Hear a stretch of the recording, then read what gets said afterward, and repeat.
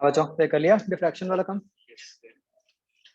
आपने देखा होगा क्वेश्चंस बिल्कुल ही डायरेक्ट फॉर्मूला बेस्ड है डिफ्रैक्शन वाला।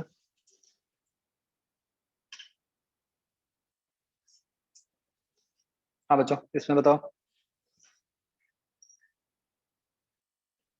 ओके अच्छा, एक ई का फर्स्ट क्वेश्चन बच्चों ये हुआ थ्योरी में पढ़ा देखा। देखो दो टाइप्स की डिफ्रैक्शन होती है। एक डिफ्रैक्शन है जो प्लेन वेव फ्रंट्स के साथ जहाँ पे इंटरफेरेंस हो रही है, और एक जहाँ पे स्फेरिकल वेव फ्रंट्स के साथ हो रही है। तो जो प्लेन वाली है उसको क्या कहते हैं?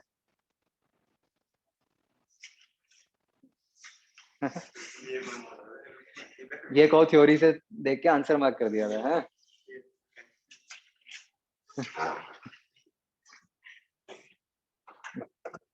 जो प्लेन वाली होती है उसको फ्रॉनहोफर कहते हैं, दूसरी को फ्रेस्नेल कहते हैं। ठीक है,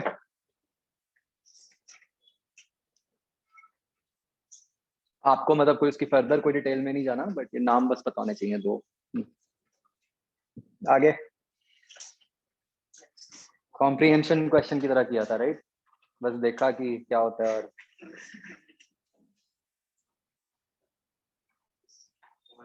13th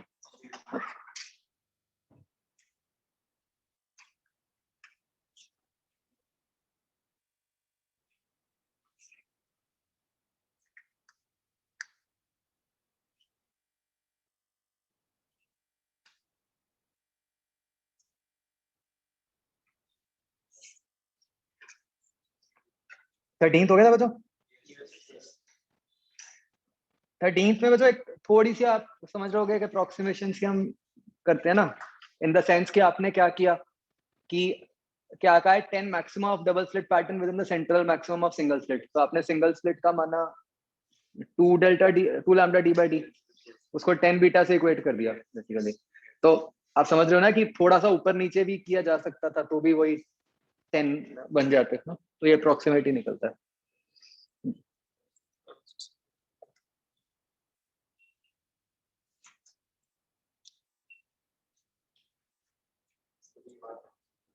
अच्छा चलो ये वानी करो पहले complete.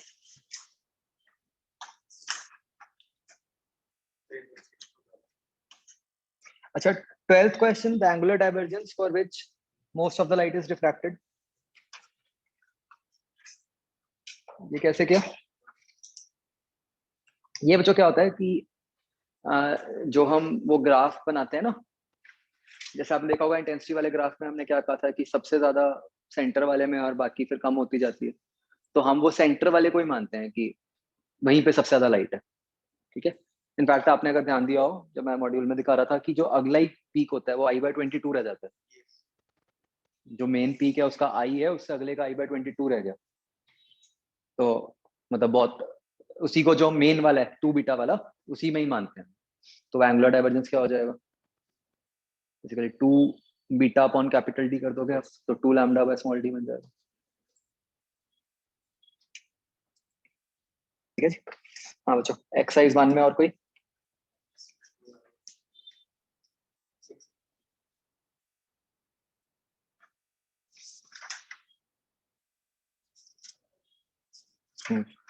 Sixth question. At the first minimum of the diffraction pattern, a phase difference between the rays coming from the edge and center of the slit. तो बस ध्यान रखना, सबसे पहले तो हम फर्स्ट मिनिमम की बात कर रहे हैं। ठीक है, फर्स्ट मिनिमम का मतलब क्या हुआ? y कितना हुआ? Lambda D by D. और कोई डिफ्रैक्शन का कोई काम नहीं था एक्सेप्ट फॉर अंडरस्टैंडिंग कि भाई वो y क्या है, लैम्डा डी बाई डी। आपको ये पूछा गया है कि y equal to lambda D by D पे जो आपका एक सोर्स बिल्कुल एज पे हो गया और एक सोर्स अगर हम सेंटर पे मानते हैं, उनके बीच में कितना पाथ डिफरेंस। तो क्या करोगे? बेसिकली डेल्टा एक्स चाहिए आपको, है ना? Delta X equal to D Y by D. लेकिन अब डी क्या पुट करना है? D by two. क्यों? दो सोर्सेस के बीच का डिस्टेंस कितना हुआ? डी बाई टू हुआ ना। एक सेंटर पे है और एक एज पे। दो एक्सट्रीम सोर्स केसेस की बात नहीं हो रही, सेंटर और एज वाले में डिस्टेंस तो डी बाई टू हुआ ना। तो d/2 y/d पुट करना। Clear to all? या ऐसे कह लो कि जो नॉर्मली आएगा उसका आधा हो जाएगा, ठीक है?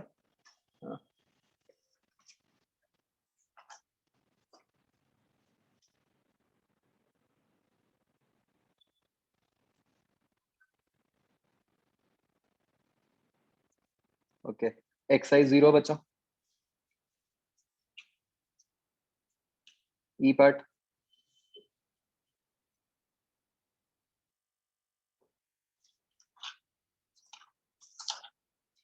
ई का फर्स्ट बच्चों क्या आंसर है और क्यों है?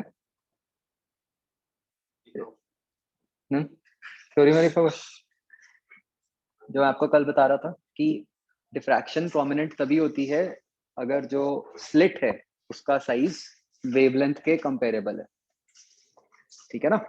तो लाइट के केस में अगर हम बात करें तो उतना छोटा होल बना पाना इज प्रैक्टिकली वेरी टफ, तो इसलिए आपको जनरली वो देखने को नहीं मिलेगी, उतनी फ्रीक्वेंटली नहीं देखने को मिलेगी। साउंड के केस में क्योंकि साउंड की वेवलेंथ बड़ी है तो उतने साइज के ऑब्स्टिकल्स या होल्स बड़ी इजीली आसपास होते हैं हमारे, तो साउंड के केस में वही डिफ्रैक्शन बहुत इजीली पॉसिबल हो जाता है,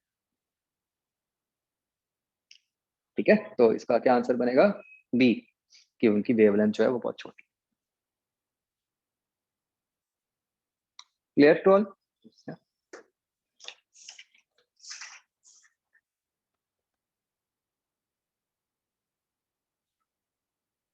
तो बच्चों आप ये देख रहे हो जैसे डोर के नीचे वो ऐसे एक लाइट सी नहीं बन रही, एक लाइन पूरी बन रही है, तो ये फिनोमेना क्या है? डिफ्रैक्शन के कारण ही ऐसे हो रहा है, अदरवाइज तो वो पूरा इल्यूमिनेटेड होता है या कुछ होता।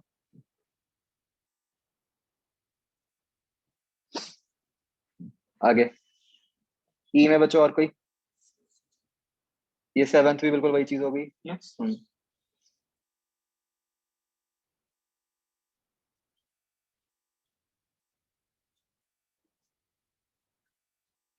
ये बच्चों फिफ्थ क्वेश्चन, इसका क्या आंसर आएगा और क्यों?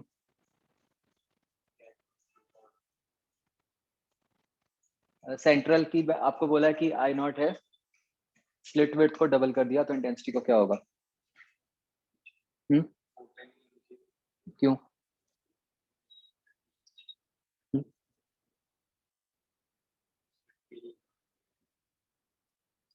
नहीं, लॉजिक गलत है।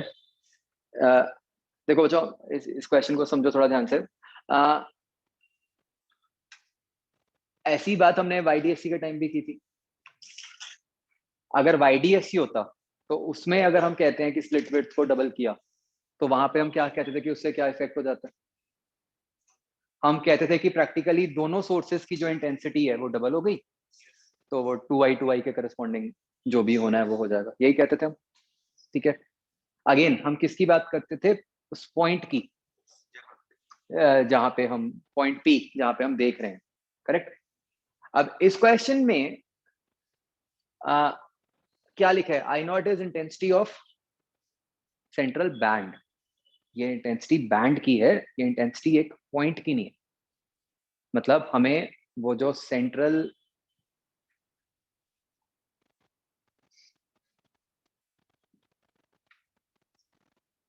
ऐसे रीजन बनेगा, जो ऐसे ग्राफ बनता है ना, तो मतलब जो ये वाला पूरा रीजन है, हम इसकी intensity upon, sorry, energy upon area की बात कर रहे हैं। मतलब एक सॉर्ट ऑफ एवरेज टाइप हो गया ना कुछ। क्या ये बात समझ आती है बच्चों? तो अब अगर हम बच्चों मतलब डी को डबल कर रहे हैं, 2d कर रहे हैं, उससे सबसे पहले जो इफेक्ट आया वो तो ये आ गया कि सोर्स जो है आपका, सोर्स स्लिट जो है उसकी एनर्जी डबल हो गई। तो क्या मैं ये कह सकता हूँ कि स्क्रीन के हर पॉइंट पे जो एनर्जी है वो पहले से डबल पहुंच रही, सीधा सीधा, करेक्ट? दूसरी बात, ये अगर आपने डी से 2d किया तो मुझे बताओ कि ये जो आपका सेंट्रल बैंड था उसके एरिया को क्या हुआ? क्या उसका एरिया हाफ हो गया? क्योंकि इसकी जो तो बच्चों एक डायमेंशन तो इनटू द प्लेन है, उसको तो कोई फर्क नहीं पड़ रहा। जो उसकी लेंथ है एक तरह से, जो उसकी विड्थ है, मतलब जो उसकी थिकनेस है, क्या होती है? 2 लैम्डा d/d होती है। तो अगर आपने d को 2d कर दिया तो ये क्या हो गई? हाफ हो गई। इसका क्या मतलब हुआ? Energy double, area half. इसलिए जो इंटेंसिटी है वो कितनी हो गई? 4 टाइम्स। ठीक है, the catch word here was central band.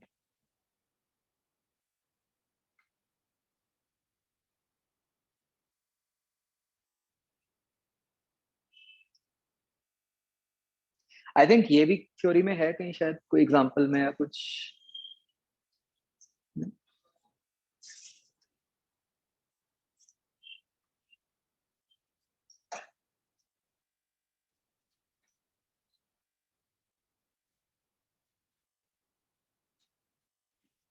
Okay बच्चों, डन।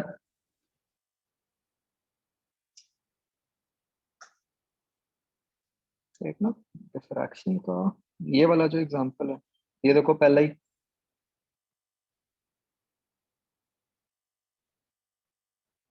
ये वही तो है।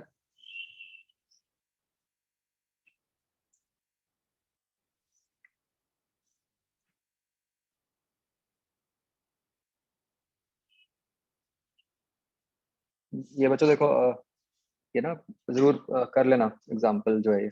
सारे थ्योरेटिकल से पॉइंट्स हैं। जैसे मैं वो देख रहा हूँ, ई वाला वही हो गया जो हमने अभी जस्ट बात की थी कि साइज उससे कंपेरेबल होना चाहिए। ई नहीं, सॉरी, डी।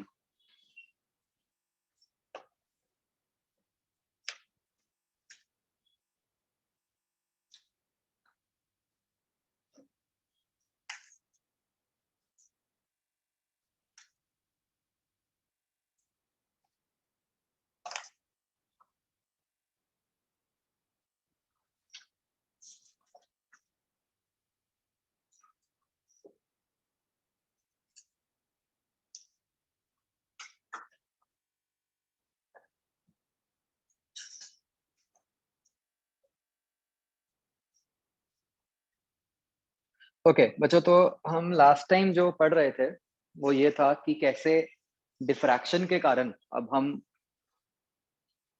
एक पर्टिकुलर पॉइंट की टर्म्स में बात नहीं कर सकते। हमें मानना पड़ता है कि लाइट एक थोड़े से रीजन में फैलती है, वो डिस्क तो बनाएगी ही बनाएगी। ख्याल है? ठीक है। और हमने समझा था कि हमारी आई की लिमिटेशन है कि आई, अगर कोई दो पॉइंट्स के बीच में एक पर्टिकुलर एंगल सबटेंड होता है तभी उन दो पॉइंट्स को डिस्टिंक्टली देख पाती है, अदरवाइज नहीं देख पाती। ठीक है, इट इज जस्ट लाइक, ये बच्चों ऐसे दो तीन प्रॉपर्टीज होती है ना, जैसे हम साउंड में बीट्स में कहते थे कि भाई दो साउंड्स में इतना गैप होना चाहिए तभी सुनती हैं वो डिस्टिंक्टली। ऐसे ही हम, जो इमेज और वीडियो वाला कंसेप्ट होता है कि भाई एक इमेज के बाद दूसरी इमेज में इतना लैग होगा तभी दोनों को अलग करोगे, ऐसे ही हम कह रहे हैं कि दो पॉइंट्स को डिस्टिंग्विश करने के लिए हमें इतना एंगल सबटेंड होना जरूरी है। ठीक है जी। तो हम अब इसको फर्दर समझना चाहते हैं। ठीक है, तो बच्चों इट टर्न्स आउट कि अगर हम एक एक्सपेरिमेंट करते हैं, जैसे मान लो हमने एक लेंस लिया ऑफ अपर्चर 2A, इसके ऊपर पैरेलल बीम इंसिडेंट की, तो जो डिस्क बनती है बच्चों, ठीक है, सॉर्ट ऑफ आप समझ लो कि बिल्कुल एक तरह से डिफ्रैक्शन पैटर्न ही बन रहा है।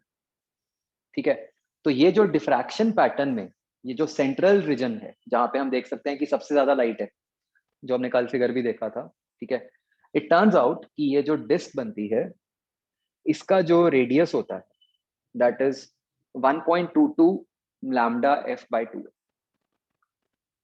ठीक है, lambda is wavelength of light use, F is the focus.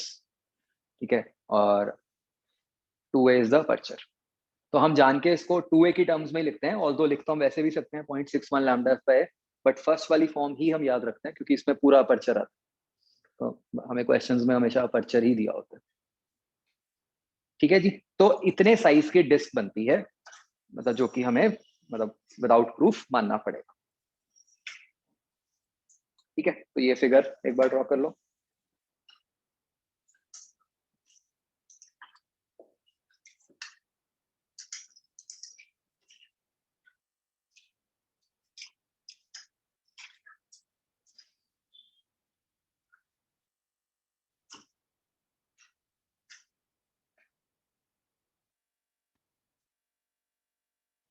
तो आप ये बच्चों समझ रहे हो कि रे ऑप्टिक्स के हिसाब से तो फोकस पे एक पॉइंट बनना चाहिए था सिर्फ।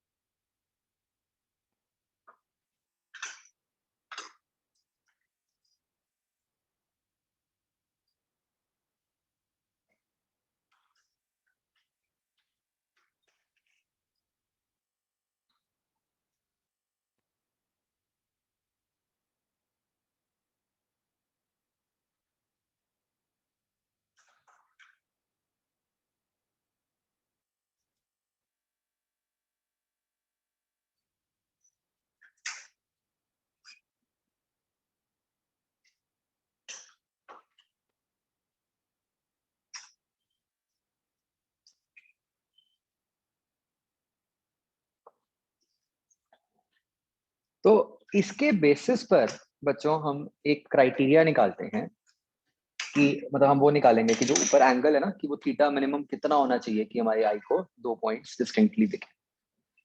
ठीक है जी। तो इसको बच्चों हम कहते हैं रैलेस क्राइटेरिया। ठीक है, क्यों कहते हैं अभी मैं आपको समझाता हूँ। Just right the name.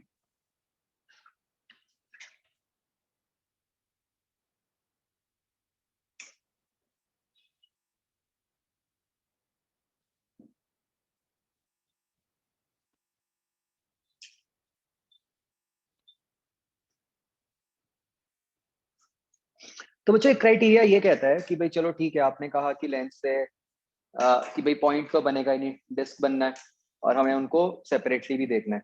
तो हम कहते हैं कि बिल्कुल लिमिटिंग केस क्या हो सकता है कि जब आपको स्टिल 2 पॉइंट्स को आप डिस्टिंग्विश कर पाओ।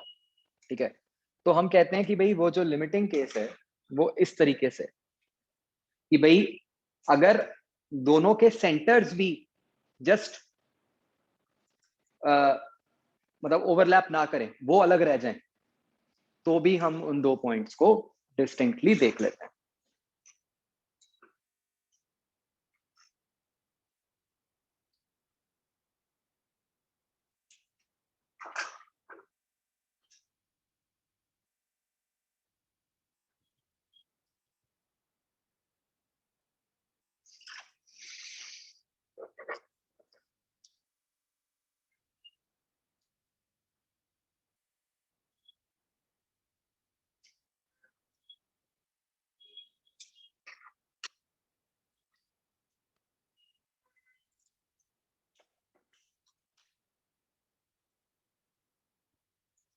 तो इस कंडीशन के करस्पॉन्डिंग बच्चों जो एंगल बनता है, ठीक है, वही जो बेसिकली अभी हम ऊपर लिखा है उसी से आएगा।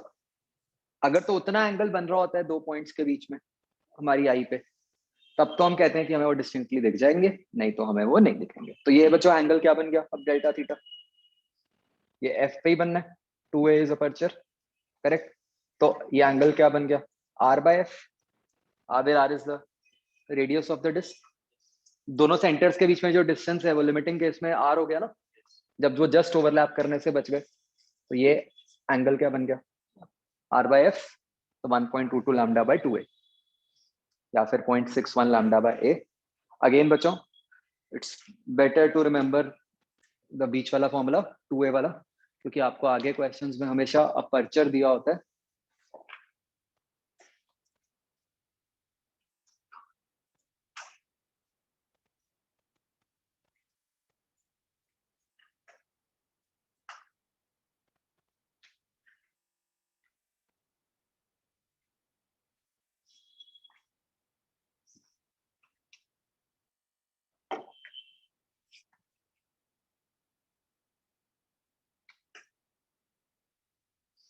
ठीक है, तो मतलब ये पूरी बात जो हमने पढ़ी है टिल नाउ, इसमें हम बात कर रहे हैं कि कब हम 2 पॉइंट्स को डिस्टिंक्टली देख पाते हैं। ठीक है, और उसमें जो भी ये रैलेस क्राइटेरिया है, जो भी एक्सपेरिमेंट किया, वो सबसे फाइनल आंसर ये है कि हम कोई भी 2 पॉइंट्स को डिस्टिंक्टली तब देख पाएंगे जब हमारी आई पे उनका एंगल मिनिमम इतना सबटेंड हो रहा हो। ठीक है, और यहाँ पे 2a क्या है, अपर्चर ऑफ द लेंस जिसके थ्रू आप देख रहे हो।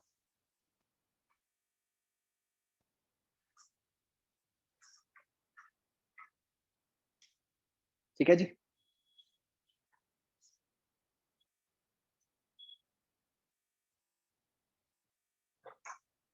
तो ये लिख लो।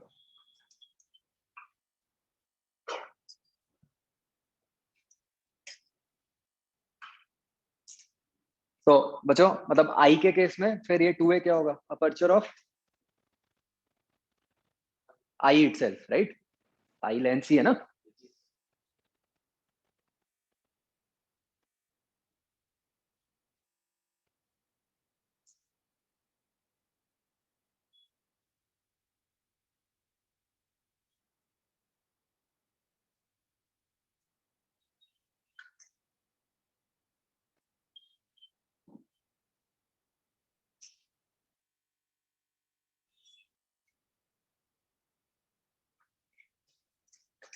तो बच्चा आप वैसे सोच सकते हो कि नॉर्मल सिनेरियो में ये एंगल बहुत ही छोटा सा बनेगा, ठीक है, कि क्योंकि लैम्डा इज वेरी स्मॉल, ए आपका एटलीस्ट कुछ सेंटीमीटर में तो होगा।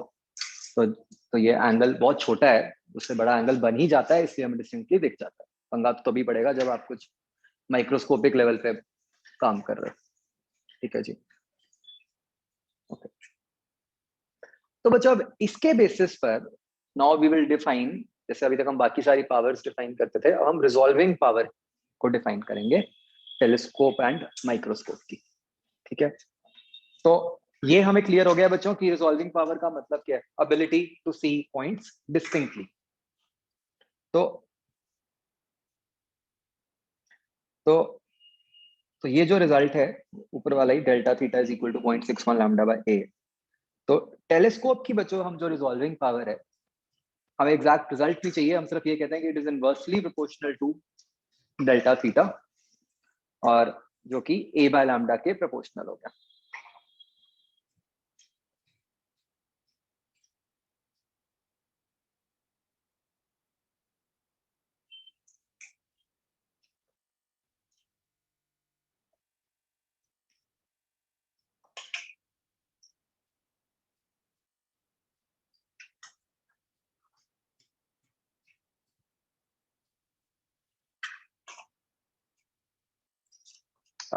इसका बच्चों लॉजिक समझ रहे हो कि हमने इसको इनवर्सली प्रोपोर्शनल क्यों किया?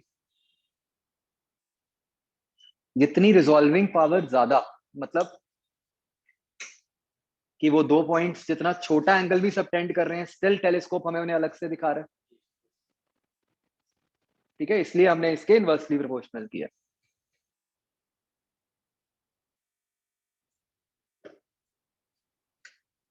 तो क्लियरली वी कैन सी कि ये जो रिजॉल्विंग पावर है वो ए के प्रोपोर्शनल है और लैम्डा के इनवर्सली प्रोपोर्शनल है।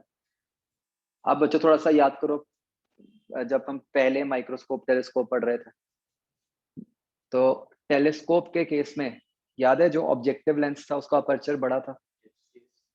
तो तब मैंने आपको उसका एक रीजन दिया था, क्या? ज्यादा लाइट रेज हैं। दूसरा रीजन क्या है? ये कि अपर्चर ज्यादा होगा तभी उसकी रिजॉल्विंग पावर भी अच्छी आएगी।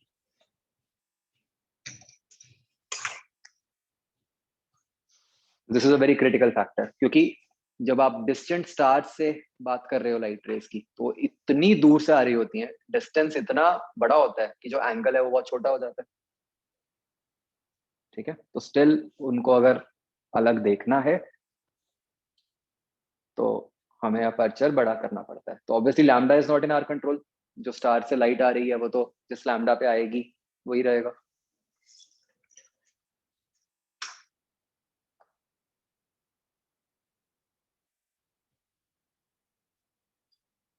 Is this thing clear? Next बच्चों हम बात करते हैं रिजॉल्विंग पावर ऑफ माइक्रोस्कोप की। ठीक है, ये बच्चों डायरेक्ट फॉर्मूला ही है, एक तरह से देखो कैसे याद रखना है। जैसे बच्चों ये मान लो हमारा ऑब्जेक्टिव लेंस है,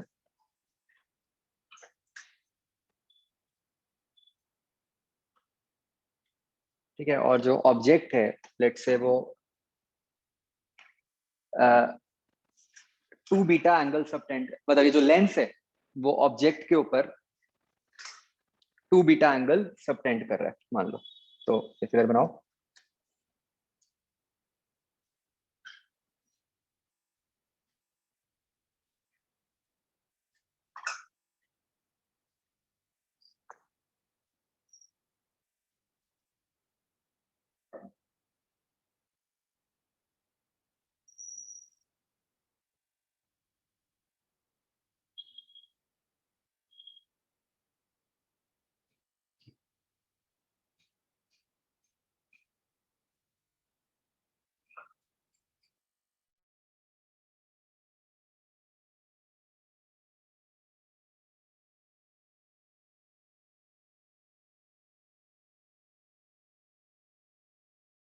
राइट, और 2 बीटा। तो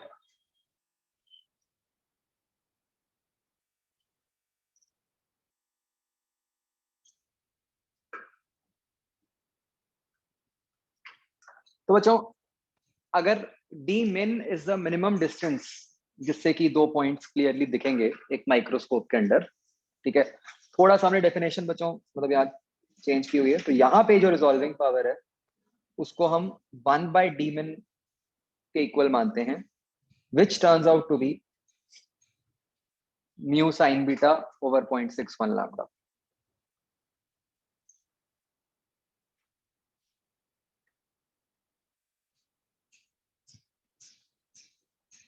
ठीक है, विदाउट प्रूफ, ये मतलब सीधा याद ही रखना रिजल्ट।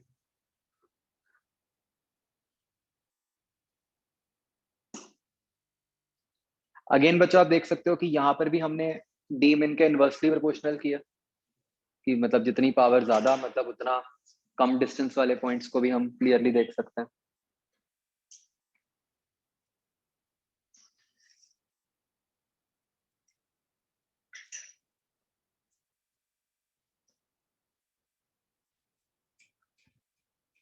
अच्छा, जो एक गलती जो कर सकते हो, ऊपर वाले फिगर से देखो म्यू क्या है। Mu is not the refractive index of lens, mu is the refractive index of ये बीच वाला मटेरियल। ओ और लेंस के बीच में जो मटेरियल है, मे बी एयर या व्हाटएवर, म्यू उसका रिफ्रैक्टिव इंडेक्स है। ठीक है, तो ये mu is refractive index of medium between object and lens, and जो लैम्डा है वो एयर में जो वेवलेंथ है वो है।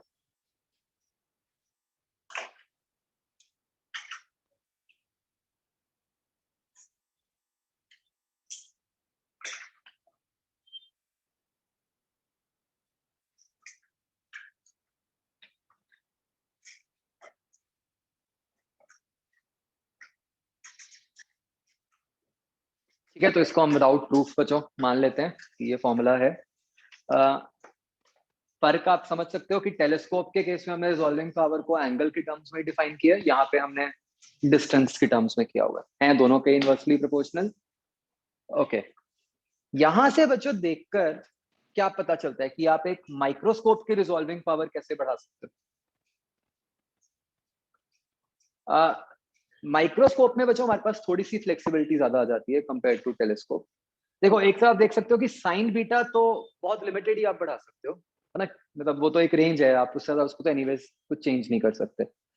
तो म्यू यस आप चेंज कर सकते हो, और लैम्डा वो भी चेंज कर सकते हो। लैम्डा तो जो माइक्रोस्कोप के अंदर लैंप लगा हुआ है उसी की वेवलेंथ है, तो वो आप उस कलर को भी चेंज कर सकते हो। Of course not to a very great extent, मतलब उतना ही कर सकते हो जिससे कि आपको स्टिल विजिबल रीजन में तो रखोगे ही आप उसको, ठीक है, बट थोड़ा बहुत चेंज कर सकते हो। तो बच्चों इनफैक्ट अगर आपने कभी जैसे इसे जो क्लिनिकल लेबोरेटरीज होती हैं जहाँ पे हम ब्लड टेस्ट वगैरह करवाते हैं, अ, आपने आई डोंट नो अगर कभी ऑब्जर्व किया हो, तो एक सिस्टम होता है कि जैसे अगर ब्लड का सैंपल लेना है उन्होंने, तो वो क्या करते हैं कि जैसे आपके ब्लड का जो भी 1-2 ड्रॉप्स लिए उसको एक स्लाइड के ऊपर रखते हैं, फिर वो स्लाइड जैसे भी वो प्रिपेयर करते होंगे, फिर वो क्या करते हैं स्लाइड के ऊपर ना एक कुछ ऑयल होता है, उस ऑयल के ड्रॉप्स डालते हैं 2-3, और फिर जो माइक्रोस्कोप होता है, आपने देखा माइक्रोस्कोप के नीचे वो 3-4 लेंस से बने होते हैं, डिपेंडिंग अपॉन नीड जो भी लेंस लिया, क्या करते हैं उस माइक्रोस्कोप के लेंस को उसके साथ ऐसे टच ही कर देते हैं स्लाइड के साथ, कोई गैप नहीं होता। इससे क्या हुआ, म्यू फंस गया ना बीच में, स्लाइड और लेंस के बीच में वो म्यू आ गया, ठीक है। तो वो कुछ ऑयल लेते हैं, ऑब्वियसली रिफ्रैक्टिव इंडेक्स 1 से ज्यादा ही होगा, तो वो म्यू के कारण बढ़ जाती है रिजॉल्विंग पावर, ठीक है। तो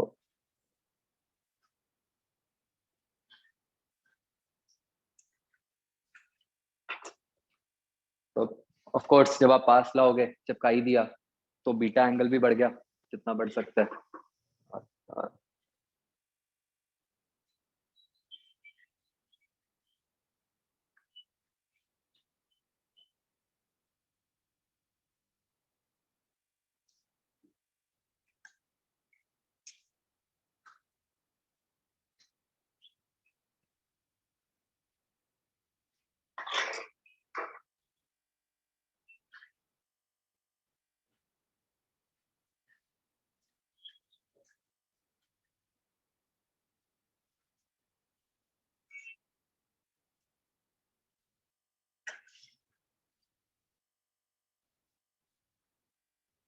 That's all, ठीक है।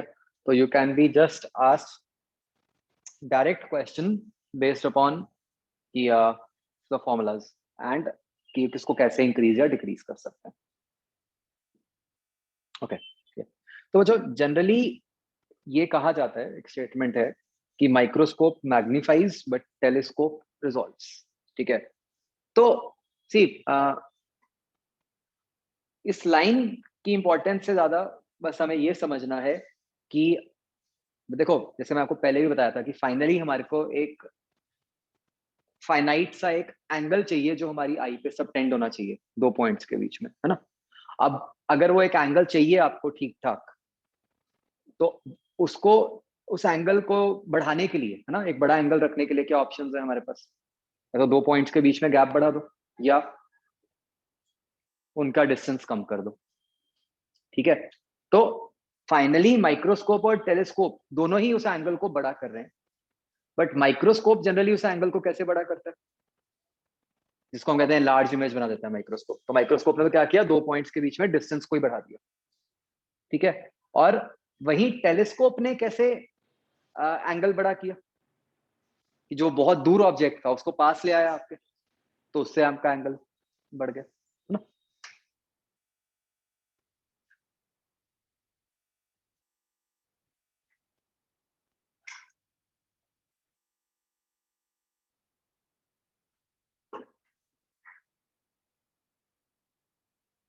तो मतलब स्ट्रिक्टली स्पीकिंग तो दोनों ही रिजॉल्व कर रहे हैं, माइक्रोस्कोप और टेलीस्कोप, है ना, दोनों ही आपको डिस्टिंक्टली दिखा रहे हैं, बट उनका तरीका अलग है।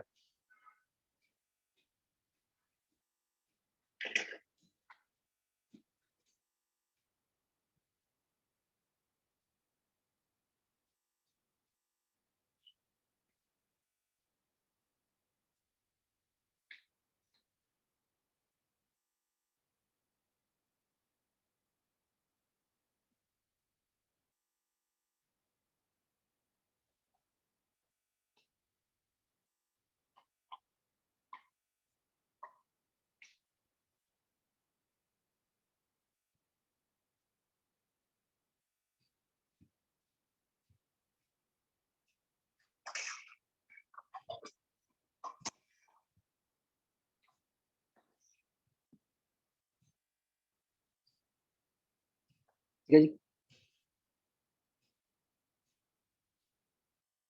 ओके।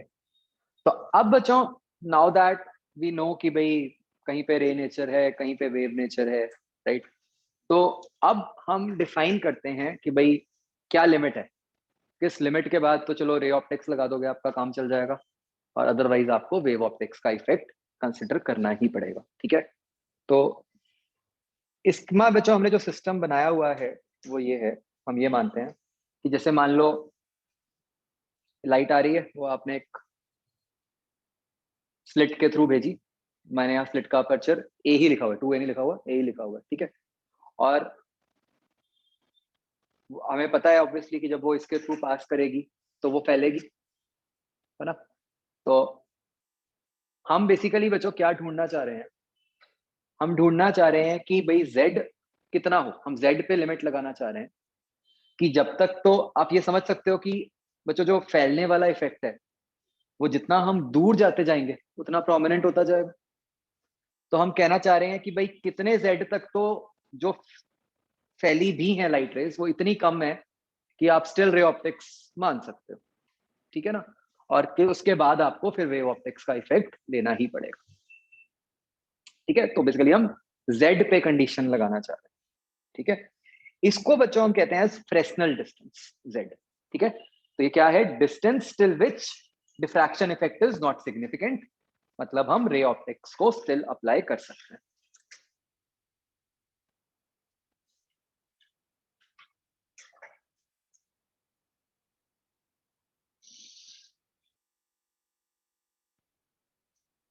तो आप थोड़ा सा ये भी सोच सकते हो, फ्रेस्नल, वही जो फ्रेस्नल डिफ्रैक्शन, कहीं ना कहीं मतलब सेम साइंटिस्ट का ही कुछ काम है।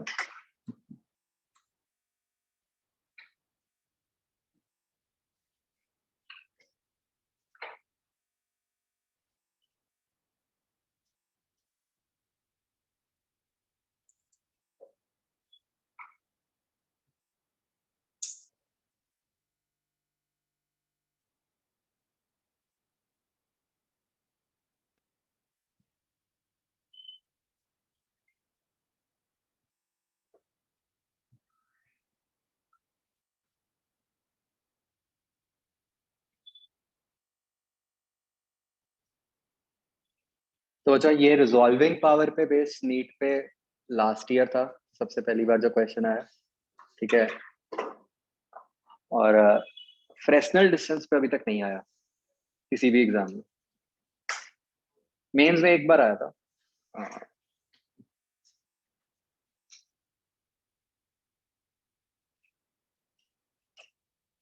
इसलिए बच्चों, तो इट टर्न्स आउट कि ये जो डिस्टेंस है it is a square by lambda.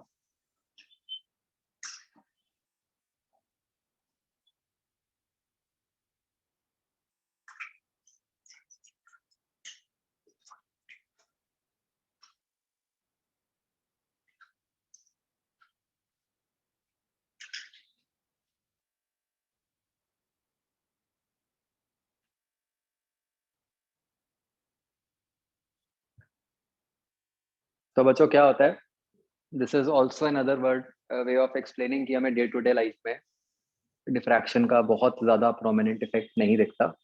कि क्या हो जाता है कि अगर आप बहुत छोटा भी अपर्चर लेते हो, ए स्क्वायर अगर आप लोगे, तो न्यूमरेटर छोटा है बट लैम्डा डिनोमिनेटर तो बहुत ही बड़ा हो जाता है, मतलब मल्टीप्लाई होने के बाद, तो स्टिल ये डिस्टेंस ठीक ठाक बड़ा आ जाता है जिसमें कि आपको रे ऑप्टिक्स ही नजर आती है। हम्म? इससे आप मतलब निकाल सकते हो अपर्चर कितना होता है, 2 सेंटीमीटर के आसपास होगा शायद ह्यूमन आई का। वैसे ये आई का नहीं अपर्चर लेते हम यहाँ, तो हम ये ऑब्स्टिकल का लेते हैं जिससे कि लाइट आ रही है।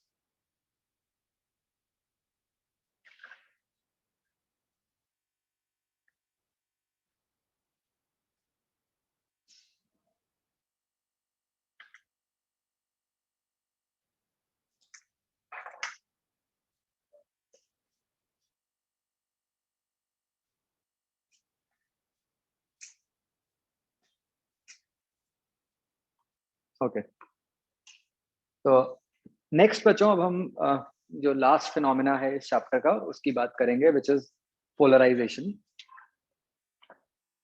अगेन ये जो फिनोमिना है, मतलब ये लाइट की वेव नेचर के बेसिस पे ही एक्सप्लेन होता है। अब बच्चों इफ वी रिकॉल, हमने बात की थी कि ईएम वेव्स, लाइट असली में ईएम वेव है, और उस ईएम वेव में क्या होता है, जो लाइट की डायरेक्शन है और जो इलेक्ट्रिक फील्ड की डायरेक्शन है और जो मैग्नेटिक फील्ड की डायरेक्शन है, वो तीनों म्यूचुअली परपेंडिकुलर है, जिसमें हम कहते हैं कि ई क्रॉस बी के अलोंग वेव की डायरेक्शन होती है ना। तो उससे हमें क्या पता चला था कि लाइट ट्रांसवर्स है या लॉन्गिट्यूडनल है? ट्रांसवर्स। जहां पर भी मतलब जो डिस्टर्बेंस की डायरेक्शन होती है और जो वेव की डायरेक्शन होते हैं वो परपेंडिकुलर होते हैं, तो that is known as a transverse wave. तो light is a transverse wave. और ये जो पोलराइजेशन फिनोमेना है बच्चों, ये ट्रांसवर्स वेव के लिए ही शो होता है। ठीक है, तो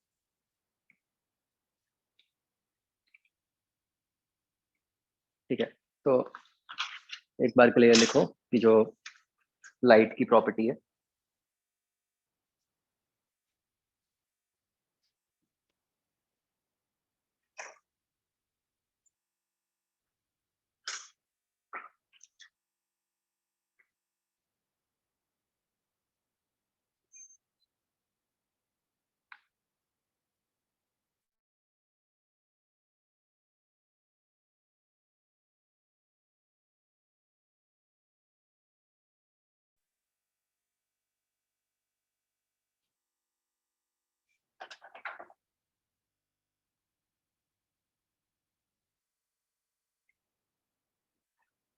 तो बच्चों फॉर द टाइमिंग हम सिर्फ इलेक्ट्रिक फील्ड वेक्टर्स की बात करेंगे। ठीक है, हम लाइट की डायरेक्शन की बात करेंगे और हम इलेक्ट्रिक फील्ड की बात करेंगे, क्योंकि हमें पता है कि जैसे मान लो बच्चों, लेट से आप अपने पेन को पकड़ो और pen is pointing away from you.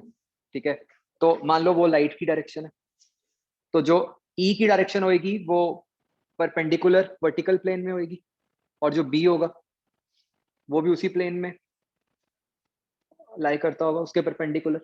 ठीक है, तो हम सिर्फ ई से अभी हमारा काम चल जाएगा। हमें जरूरत होगी तो बी की डायरेक्शन तो हम निकाल ही लेंगे। तो फिलहाल की सारी प्रॉपर्टी सिर्फ एक ई की टर्म्स में हम समझ लेते हैं। ठीक है, तो फॉर द टाइमिंग हम सिर्फ ई की बात करते हैं। ठीक है, तो बच्चों मान लो एक मिनट के लिए कि जो लाइट है, जैसे मैं आपको अभी कह रहा था कि light is coming towards you, it's going out of the plane.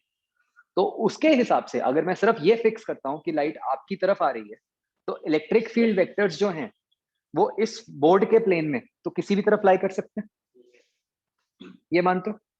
उस पर तो कोई कंडीशन नहीं है। अगर आप कोई भी एक ई पकड़ोगे, उसके करस्पॉन्डिंग उसके परपेंडिकुलर आप एक बी बना सकते हो, such that E cross B points towards you. Agreed? ठीक है, तो ये पूरे प्लेन में इलेक्ट्रिक फील्ड वेक्टर्स लाई कर सकते हैं। तो जब तो आपकी लाइट के अंदर इलेक्ट्रिक फील्ड वेक्टर्स जो हैं वो सारी डायरेक्शंस में लाई करते हैं, ठीक है, उसको हम कहते हैं एज अनपोलराइज्ड लाइट। ठीक है,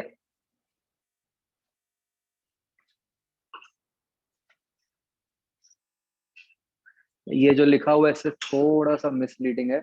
इट्स नॉट कि एनी रैंडम डायरेक्शन, आप ऐसे कह लो कि when E is in all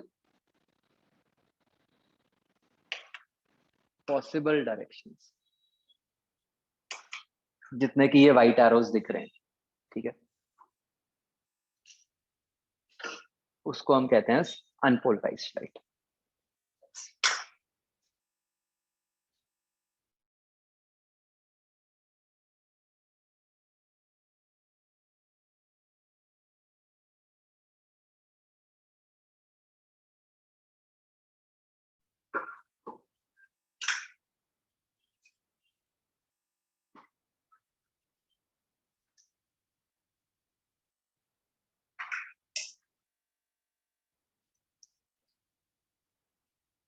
ठीक है,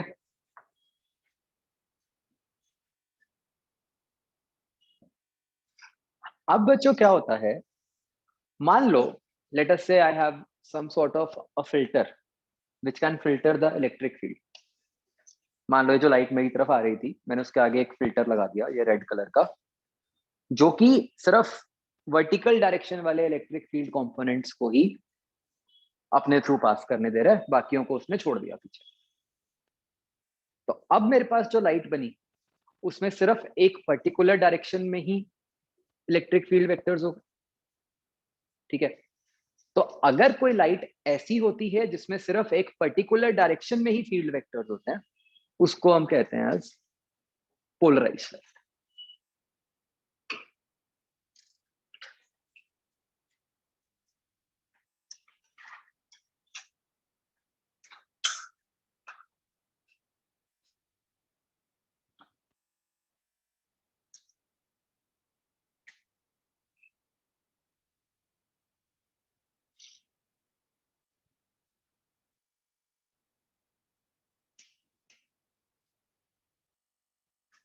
ठीक है बच्चों, तो अगर तो सारी डायरेक्शंस में होते हैं तो उसको कहते हैं अनपोलराइज्ड, अगर एक ही पर्टिकुलर डायरेक्शन में होते हैं उसको हम कहते हैं पोलराइज्ड।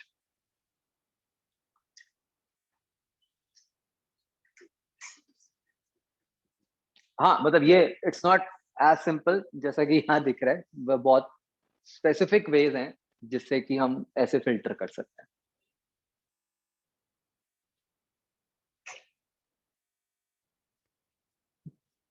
ठीक है, वो आगे हम कुछ बात करेंगे, उसमें भी हमें बिल्कुल एग्जैक्टली तो नहीं पता चलेगा कि क्या हो रहा है, बट ऐसा हमें पता है कि हाँ उनसे होता है। ठीक है जी, इन दोनों का बच्चों अगर हम सोचे मिडवे भी कुछ हो सकता है, जहाँ पे हम कहें कि लाइट भाई एक नहीं बट सब में भी नहीं है, कुछ दो तीन डायरेक्शंस में है, ठीक है, उसको हम बोल देते हैं पार्शियली पोलराइज्ड।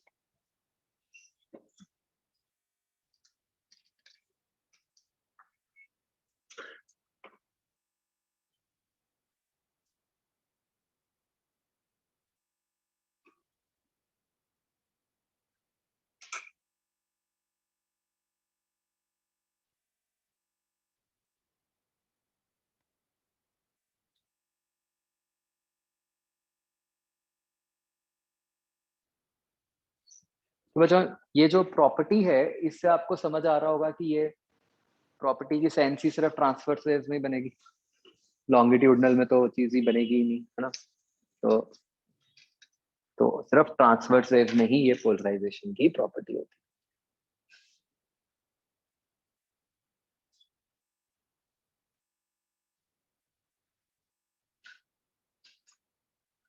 हाँ बिल्कुल ठीक, केमिस्ट्री में ऑप्टिकल आइसोमेरिज्म में भी कुछ ऐसी बात की होगी आपने, जो स्पेसिफिक रोटेशन कुछ होती है ना।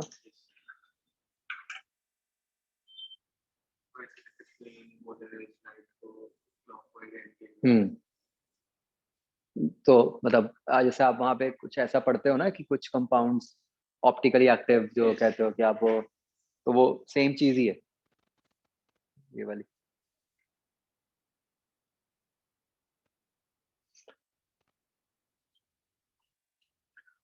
तो जो सबसे पहले तो हम ये बात करते हैं कि ये पोलराइजेशन से इंटेंसिटी के ऊपर क्या इफेक्ट होगा। ठीक है, लॉजिकली अगर हम सोचें तो डेफिनेटली पहले हर डायरेक्शन में इलेक्ट्रिक फील्ड्स थी, अब कुछ डायरेक्शंस में रह गई, तो क्या होना चाहिए, कम हो जाएगी, है ना इंटेंसिटी।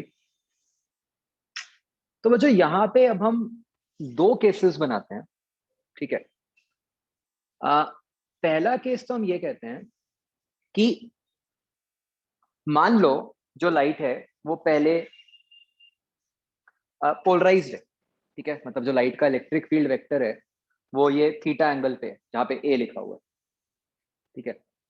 आपने उसको पोलराइज कर दिया अलोंग एक्स डायरेक्शन, लेट से, मतलब आपने इलेक्ट्रिक फील्ड के कौन से कंपोनेंट को पास करने दिया, ए कॉस थीटा ही पास करेगा उसके थ्रू, मतलब जो एम्पलीट्यूड पहले ए था वो एम्पलीट्यूड अब बाद में क्या हो गया, ए कॉस थीटा हो गया, ठीक है।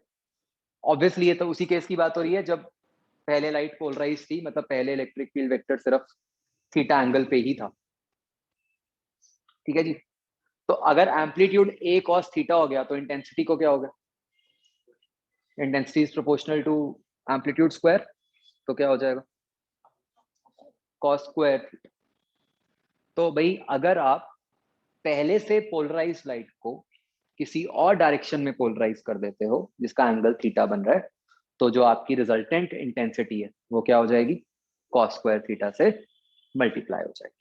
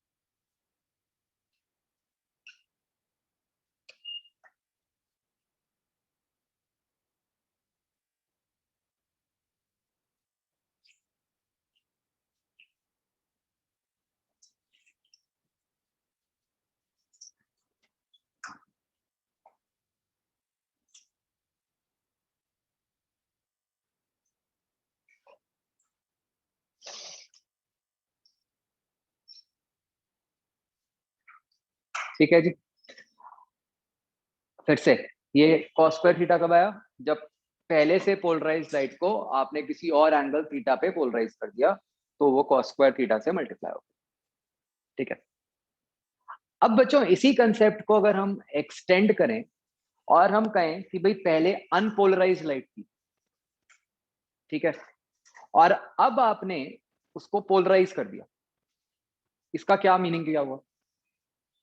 पहले तो सारे डायरेक्शंस में थे वेक्टर, अब आपने कोई एक पर्टिकुलर डायरेक्शन के ही वेक्टर्स को रख लिया, तो मतलब जो ओरिजिनल वेक्टर्स थे उनके साथ क्या एंगल्स बन रहे होंगे? 0 से लेके 2 पाई तक सारे पॉसिबल एंगल्स बन रहे होंगे। तो उस केस में हम कैसे निकालेंगे? हम एवरेज कर लेते हैं। तो उस केस में जब एवरेज इंटेंसिटी ट्रांसमिट होएगी, वो एक तरह से I into average of cos square theta हो जाएगा। What is average of cos square theta? हाँ, फिर से यूज हो गया। तो उस केस में क्या बन गया? आई बाय 2। बेसिकली ये यही वाली इंटीग्रेशन है ना, cos square theta D theta.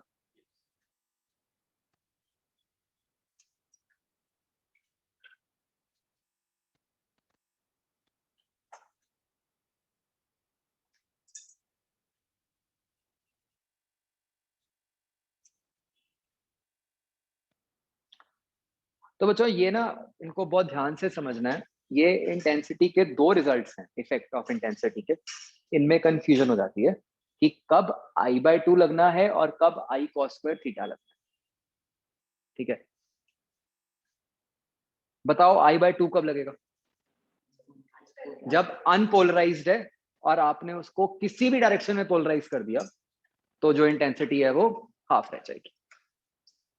ठीक है, अभी आगे लिखेंगे हम, डोंट वरी, समझ लो। जब तो आपने अनपोलराइज को किसी भी एक पर्टिकुलर डायरेक्शन में पोलराइज कर दिया, तो इंटेंसिटी हाफ रह जाती है। जब आपने पोलराइज लाइट को किसी और पर्टिकुलर डायरेक्शन में पोलराइज कर दिया, तो इंटेंसिटी कॉस स्क्वायर थीटा। ठीक है, सोच के ऐसा लगता है कि बहुत आसान है, जहां थीटा दिया होगा वहां कॉस स्क्वायर थीटा से मल्टीप्लाई कर दो, बट वो कंफ्यूज करने के लिए क्या करते हैं, जान के अनपोलराइज में भी एंगल देते हैं, जबकि वहां पे कोई सेंस ही नहीं बनती।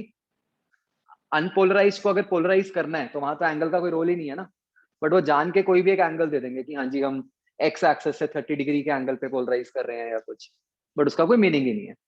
ठीक है, क्या ये बात समझ आती है? तो वेरी केयरफुली ये लिख लो कि अनपोलराइज को जब पोलराइज किया तब तो इंटेंसिटी हाफ हो जाती है।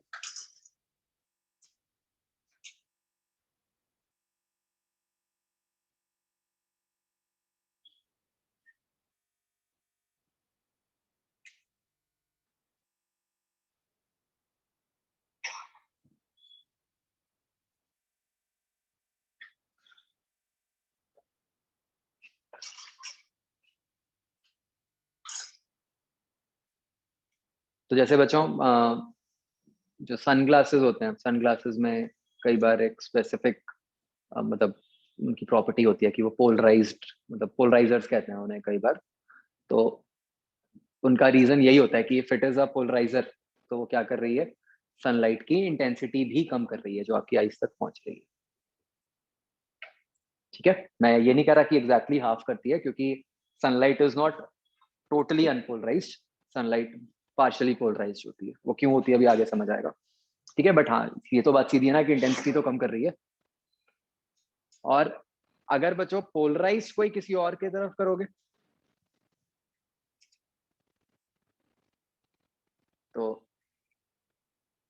तो हमने जो बात की थी आ, वो cos स्क्वायर थीटा बन जाती है। इसको बच्चों एक हम लॉ भी कहते हैं जिसको मैलस लॉ कहते हैं।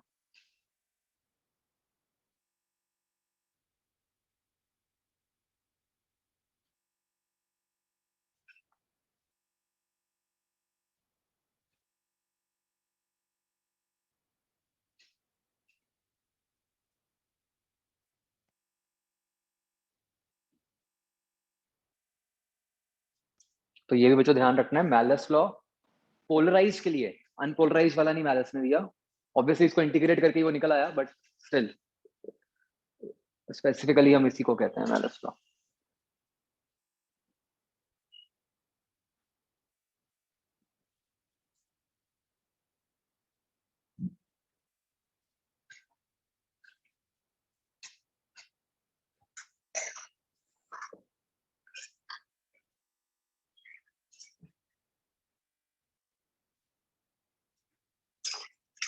Here so far?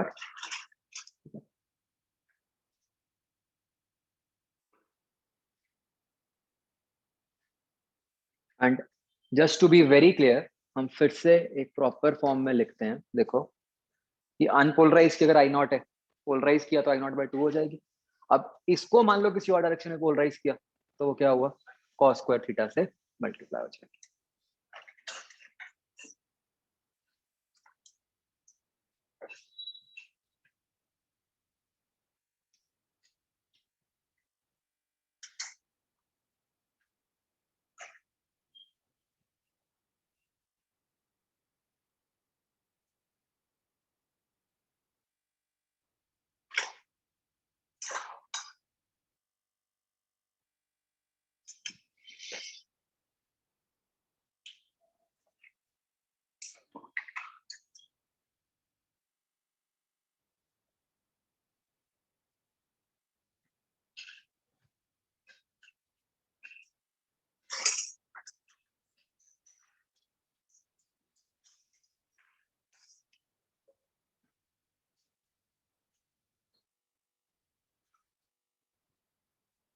क्लियर बच्चों? मैक्सिमम क्वेश्चंस जो इस टॉपिक से आते हैं वो इसके ऊपर आते हैं। क्या होता है, आपको ऐसे कुछ सिचुएशंस दी होंगी कि जहाँ पे मतलब 3-4 ऐसे प्रोसेस हो रहे हैं, कभी अनपोलराइज पोलराइज हो गई, कभी ऐसे भी होता है कि पोलराइज को पहले एक में किया, अब इसको फिर फर्दर किसी और में कर दिया, तो क्या होगा, वो एक और cos स्क्वायर थीटा से मल्टीप्लाई हो जाएगा एंड सो ऑन। ठीक है। और इससे बच्चों ऑफ कोर्स आप ये भी समझ सकते हो कि अगर मैं पोलराइज लाइट को उसके 90 डिग्री की डायरेक्शन में पोलराइज करने की कोशिश करूं तो क्या हो जाएगा। मान लो मेरे पास एक पोलराइज लाइट है, मैंने उसके आगे जो फिल्टर लगाया एक तरह से अपना, वो उसके 90 डिग्री के एंगल पे लगा दिया, तो क्या होगा, ब्लॉक आगे 0 हो जाएगा। तो actually this was the experiment जिसने बताया कि हाँ ऐसा कोई फिनोमेना होता है।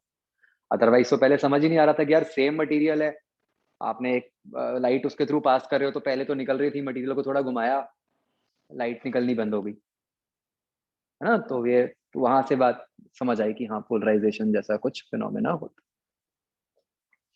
ठीक है जी। तो now we will talk about the methods of polarisation, कि थ्योरेटिकली क्या क्या कैसे कैसे हम पोलराइज कर सकते हैं। ठीक है।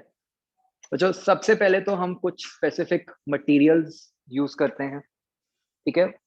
तो वही चीज जो जैसे जो आप ऑर्गेनिक में भी पढ़ते हो, जो ऑप्टिकली एक्टिव कंपाउंड्स होते हैं, जो होता है ना कि स्पेसिफिक रोटेशन और ये वो भी सारे यही चीज होती है। One such specific material is टॉर्मोलिन।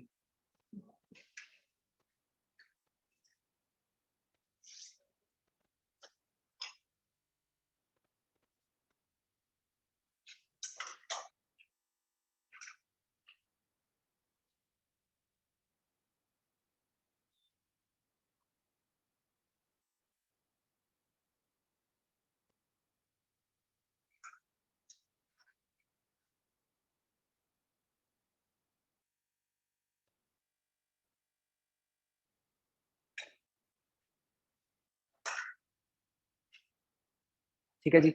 जैसे मैं आपको जो समझा रहा था क्या होता है, इस तरीके से हम करते हैं।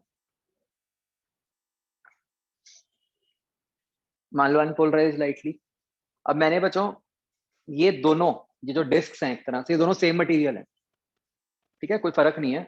जिसको पहले लगा दिया उसको हमने कह दिया पोलराइजर, ठीक है। उसी के पीछे एक और डिस्क लगा दी, ठीक है, उसको बोल दिया एनालाइजर, ठीक है। तो पोलराइजर ने तो क्या किया, पहले अनपोलराइज लाइट को पोलराइज कर दिया।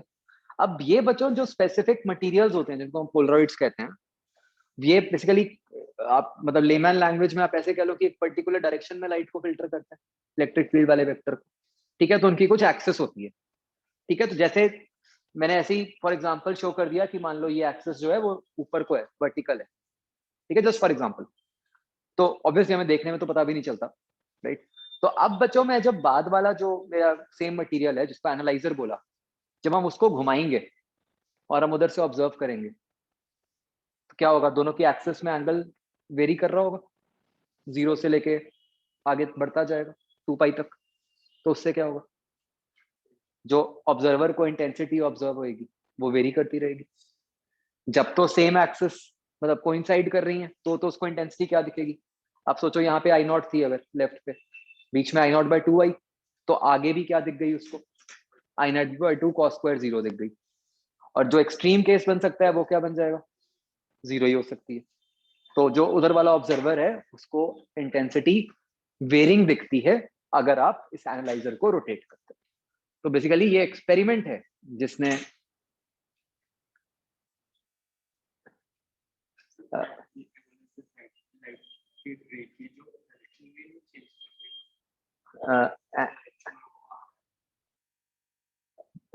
क्या फिर बोलो। हाँ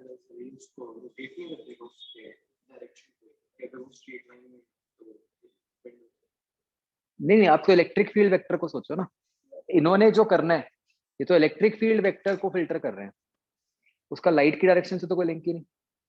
मतलब ये डिस्क है इनटू द प्लेन, लाइट ऐसे आ रही थी तो इलेक्ट्रिक फील्ड वेक्टर्स पहले सारे प्लेन उसमें थे, तो उसने कुछ पर्टिकुलर डायरेक्शन वालों को आगे भेज दिया।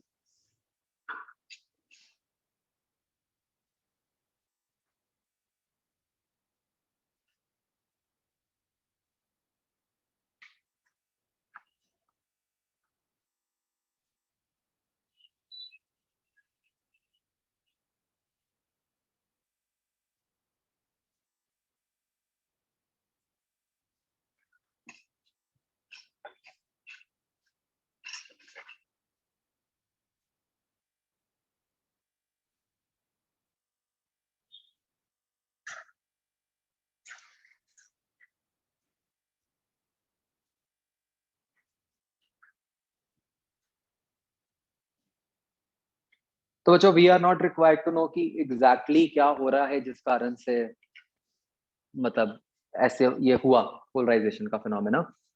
थोड़ा सा आपको उससे आइडिया लग रहा है कि जैसे आप केमिस्ट्री में पढ़ते हो कि हाँ होती है मॉलिक्यूलर लेवल पे ऐसी प्रॉपर्टीज, राइट।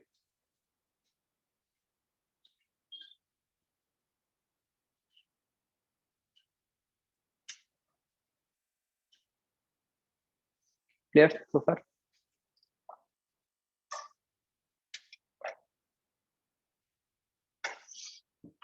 नेक्स्ट बच्चों पोलराइजेशन का मेथड है पोलराइजेशन बाय स्कैटरिंग।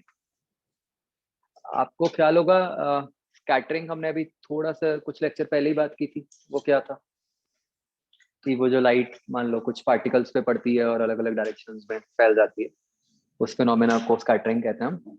तो इट टर्न्स आउट कि उस फिनोमेना में लाइट पोलराइज भी हो जाती है। And this is exactly the reason, जो मैं ऊपर सनग्लासेस की बात कर रहा था, तो मैं कह रहा था कि सनलाइट इज पार्शियली पोलराइज्ड, क्योंकि जो सन से रेज आ रही हैं वो एटमॉस्फेयर में तो बहुत सारे पार्टिकल्स हैं, उनसे पोलराइज हो ही रही है, ठीक है। तो होता क्या है बच्चों, ये एक बड़ा बड़ा स्पेसिफिक सा फिनोमेना है कि मान लो ये लाइट रे बच्चों गिर रही है, ठीक है, लाइट रे आ रही है, ये कुछ पार्टिकल्स हैं। स्कैटरिंग फिनोमेना कहता है कि जब लाइट इन पार्टिकल्स पे गिरेगी तो लाइट अलग अलग डायरेक्शंस में फैल जाएगी, ठीक है। तो तो स्कैटरिंग फिनोमेना ये कहता है कि जो लाइट इंसिडेंट डायरेक्शन की परपेंडिकुलर डायरेक्शन में स्कैटर होती है वो वाली लाइट पोलराइज होता है।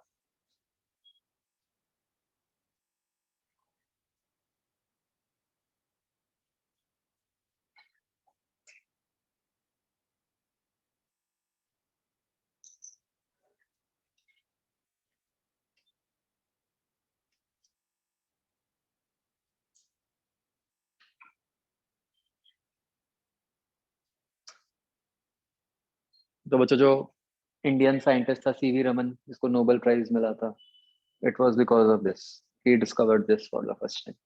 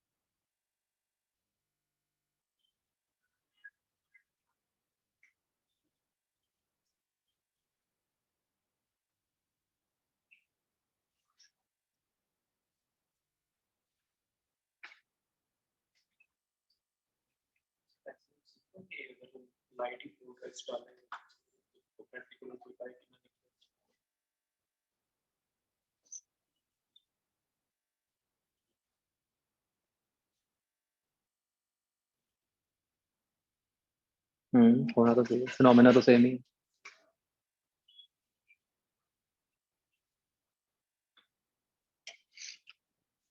थर्ड बच्चों जो पोलराइजेशन का मेथड है that is polarization by reflection, which is known as Brewster's law।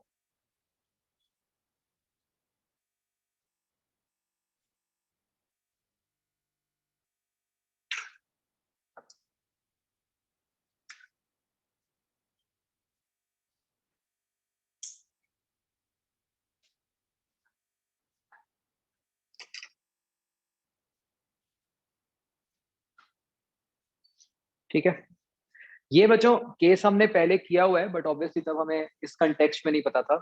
क्या होता है बच्चों, अगर मैं एक ऐसा केस लूं कि जब हमने लाइट इंसिडेंट की एक बाउंड्री पे, तो हमें पता है कि लाइट रिफ्लेक्ट भी होती है और लाइट रिफ्रैक्ट भी होती है।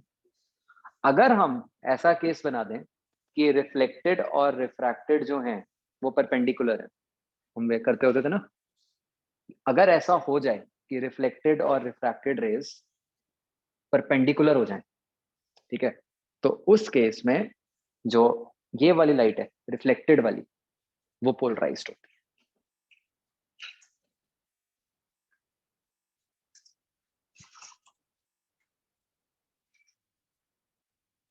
है। ये आप निकाल सकते हो ना, जो एंगल आएगा वो tan इनवर्स क्यों आएगा।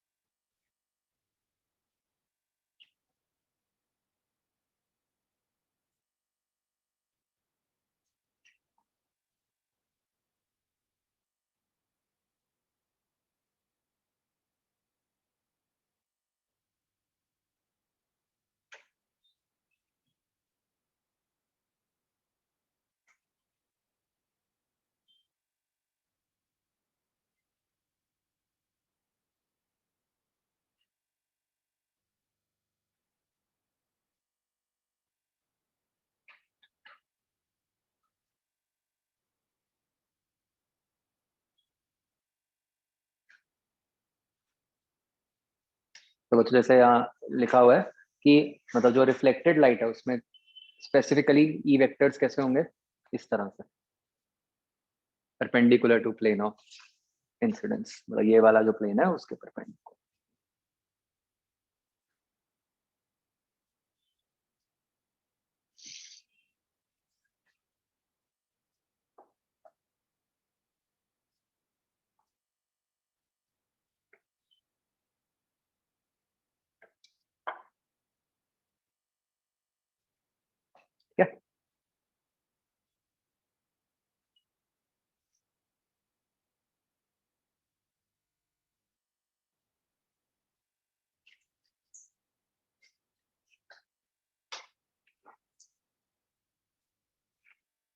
ओके,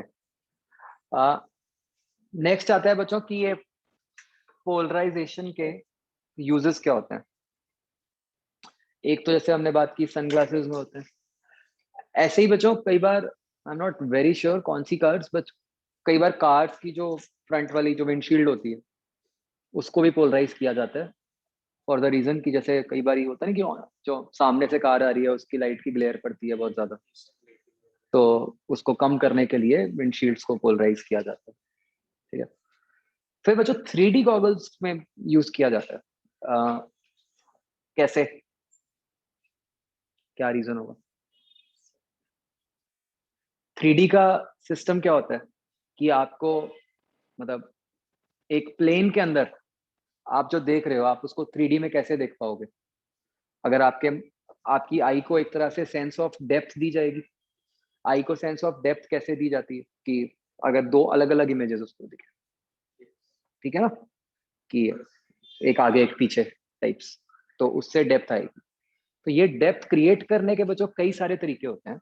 जैसे अगर कभी मूवी देखी होगी तो एक तरीका होता है जो सस्ता देसी तरीका होता है कि कलर्स अलग अलग यूज कर लेते हैं। ठीक है, कि एक साइड पे एक कलर है, दूसरी साइड पे दूसरा कलर, तो क्या होगा, वो जो फिल्म बनाई गई है वो भी इसी तरीके से बनाई गई है। तो एक साइड से आपको एक इमेज बन रही है, एक साइड से दूसरी इमेज बन रही है, और उनके बीच में डेप्थ आपको परसीव हो गई। ठीक है, दूसरा तरीका होता है ऐसे, आप सोचो कि अगेन वो बनाई हुई फिल्म ऐसी गई है कि आपको एक आई से एक टाइप की रेस पोलराइज होके जो दिख रही है, उन्होंने एक इमेज बनाई, दूसरी साइड से दूसरी वाली रेस पोलराइज होके आई, तो उसने दूसरे टाइप की इमेज बनाई। मतलब आपकी दोनों आईज पे अलग अलग टाइप की रेस गई, तो वो इमेज अलग अलग बनती है, तो उससे पोलराइज हो जाता है। ठीक है जी, अंडरस्टूड। ओके, ठीक है बच्चों, दैट्स इट। ये चैप्टर अपना हो गया खत्म।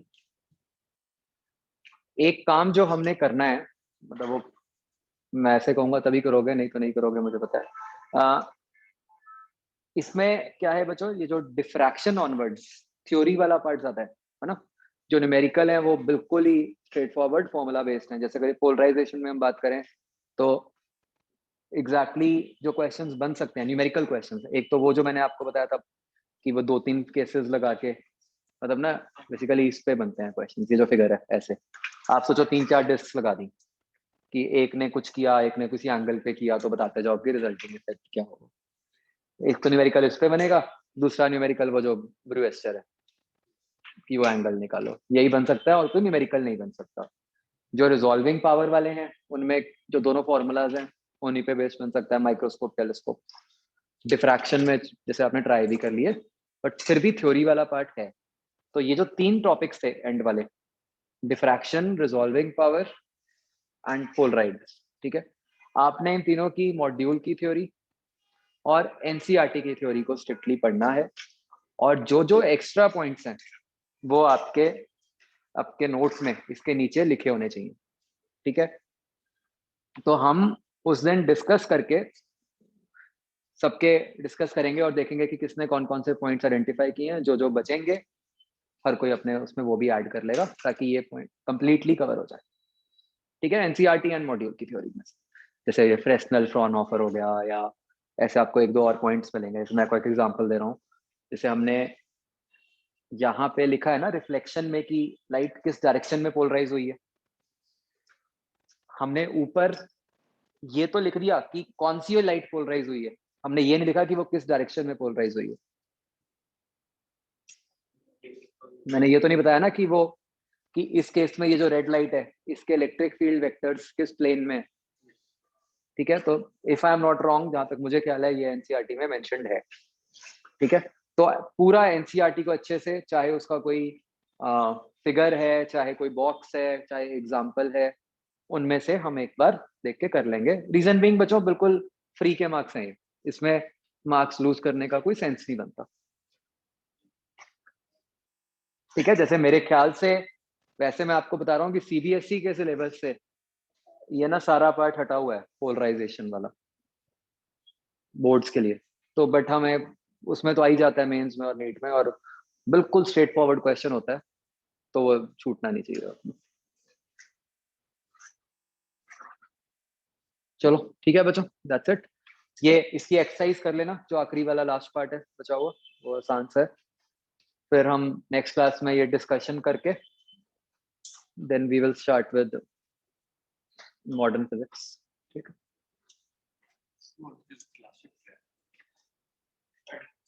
एडवांस के लिए लास्ट चैप्टर है, मेंस के लिए उसके बाद एक और चैप्टर है सेमीकंडक्टर्स, मेंस और नीट दोनों के लिए।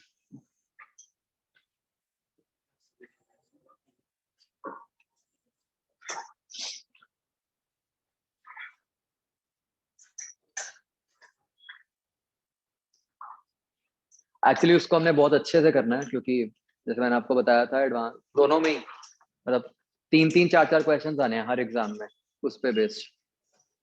मतलब देयर वाज एन ईयर जिसमें आईआईटी में 20% पेपर सिर्फ उस एक मॉड्यूल में से था, मॉडर्न फिजिक्स, जो आपको अगला मिलना। तो इसलिए बड़ा इंपॉर्टेंट है। तो आप मान लो 3 वीक्स, वैसे मेरे ख्याल से 10 लेक्चर्स लगेंगे, 9 to 10, बट चलो 3 वीक्स मान लो सब कुछ कर। ठीक है बच्चों, चलो उसमें थोड़ा सा एडवांटेज ये मिल जाएगा हमें कि सारा सेम केमिस्ट्री वाला ही है वैसे तो, बट स्टिल हम हर पॉइंट कवर करेंगे उसको पूरा डिटेल में। जैसे फर्स्ट जो पार्ट है उसका फोटो इलेक्ट्रिक वैसे किया हुआ है आपने वो? अच्छा चलो फिर तो और अच्छी बात है। ठीक है, फिर तो पूरा करना ही है।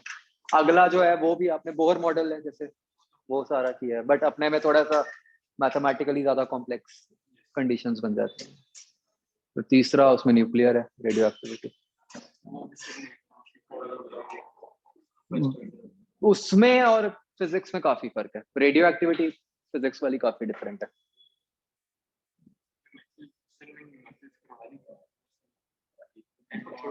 वो न्यूमेरिकल्स तो बहुत आसान है, थ्योरी ज्यादा है उसकी। रेडियो एक्टिविटी में थ्योरी है, न्यूमेरिकल तो वो एक ही वो लॉ, फर्स्ट लॉ वाले हैं, उसमें कोई मुश्किल नहीं है। चलो ठीक है बच्चों, ओके देन, बाय।